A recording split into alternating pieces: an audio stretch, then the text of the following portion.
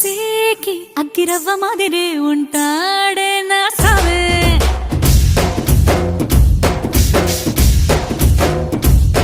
మెత్తాని పత్తి పువ్వుల మరే సంటో